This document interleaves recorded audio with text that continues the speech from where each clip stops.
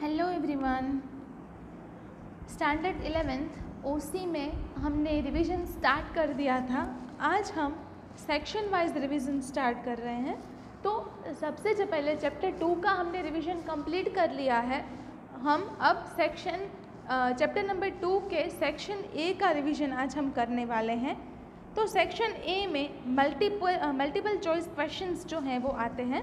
तो वो जो क्वेश्चंस हैं वो हमने टेक्स्ट बुक के, तो लास्ट जो रिवीजन का वीडियो था उसमें टेक्स्ट बुक के सारे कवर कर लिए, लेकिन आज हम जो एक्स्ट्रा MCQs है वो करने वाले हैं। कि जो एक्स्ट्रा MCQs आपको, ये जो MCQs हैं वो अपनी नोटबुक में भी लिखने हैं कि आपको जो एक्स्ट्रा बुक में से ढूंढे हुए वो सारे MCQs आपको मिले और आप उसको लर्न करके आपकी FA2 एग्ज़ाम है उसमें आप बहुत ही आसानी से आप पढ़ पाओ। इसलिए ये सारे जो क्वेश्चंस हैं वो एक्स्ट्रा क्वेश्चंस हैं जो टेक्स्ट बुक की एक्सरसाइज में नहीं है और हम ये कर रहे हैं। तो ये आपको अपनी नोटबुक में लिख देने हैं। The first question is, to which insurance the principle of indemnity does not apply. कौन से इंश्योरेंस में प्रिंसिपल ऑफ इंडेमनिटी अप्लाई नहीं होता? फायर, मरीन, एक्सीडेंट के लाइफ। तो लाइफ है वो जो है वो अनप्रिडिक्टेबल है और कुछ उसका डिसाइड नहीं होता कि लाइफ में क्या होने वाला है। तो the answer will be life. Question number 2 is, which is the basic concept of insurance. Insurance का बेसिक कॉन्सेप्ट क्या है? इंश्योरेंस का मेन कॉन्सेप्ट क्या है? तो सोशल, इकोनॉमिक, पॉलिटिकल के रिलीजियस। तो main concept of insurance is social. तो answer will be option number A. Question number 3 is, how many are the main types of insurance. Main types of insurance कितने हैं? तो there are 2 types of insurance. Answer will be A2। Question number 4, which insurance give facility to support and saving in old age. Old age के लिए हमने देखा था कि कौन सी जो इंश्योरेंस फैसिलिटी है वो सपोर्ट करती है, तो वो है एंडोमेंट, होल लाइफ, जनरल के fire. So the answer will B endowment policy जो ओल्ड एज में सपोर्ट करती है। Question number 5 is, what is the name of return contract of insurance. Return contract of insurance का name क्या है? Return contract of insurance, तो premium, insurance policy, document के contract. Answer will B insurance policy. जो return contract of insurance होता है उसको हम इंश्योरेंस पॉलिसी बोलते हैं। Question number 6 is, which matter does not apply to life insurance. Life insurance में इसमें से क्या अप्लाई नहीं होता है? तो the principle of utmost good faith, the principle of insurable interest, the principle of subrogation, and none of above. So the answer will be the principle of subrogation.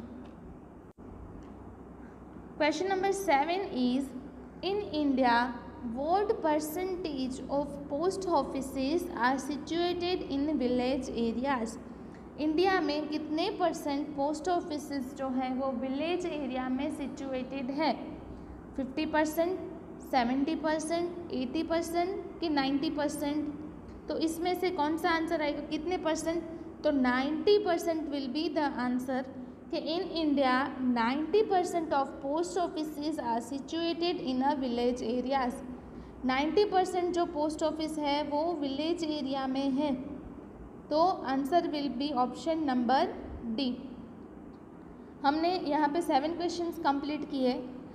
8th question is, in the time period of national saving certificate is how many year। National saving certificate का time period कितने years का है? 1 और 2, 5 और 10, 10 और 15 के 3 और 5? Answer will B 5 और 10। नेशनल सेविंग सर्टिफिकेट का टाइम पीरियड जो है वो 5 और 10 ईयर्स का है। Question number 9 is, the godown stores goods and increases below mention utility. तो इसको क्या बोलते हैं? टाइम, प्लेस, फॉर्म के ऑल। तो godown stores goods and increases below mention facility, तो मतलब गोडाउन क्या जो फैसिलिटी वो बढ़ाता है, तो गो डाउन जो है वो टाइम की जो फैसिलिटी है वो इंक्रीज करता है। Question number 10, the services of below mention godowns are expensive. इसमें से कौन से गो डाउन की सर्विसेज जो है वो एक्सपेंसिव है, तो कौन से गोडाउन की सर्विसेज एक्सपेंसिव है? प्राइवेट, पब्लिक, स्पेशल के जनरल। तो स्पेशल गोडाउन की जो सर्विसेज है वो एक्सपेंसिव है। Answer will be C, option number C is the answer of that question. तो हमने जो 10 क्वेश्चंस हैं वो रिवीजन के वो कंप्लीट किए हैं। आपको जो होम असाइनमेंट में ये मैंने जो क्वेश्चंस आपको वीडियो में दिखाए वो क्वेश्चन तो आपको लिखने ही हैं, और ये जो क्वेश्चंस है वो लर्न भी करने हैं FA2 की एग्ज़ाम के लिए। ऐसा नहीं है कि जितना रिवीजन करवाया है इतना ही एग्ज़ाम में आने वाला है, ऐसा कभी भी नहीं होता है।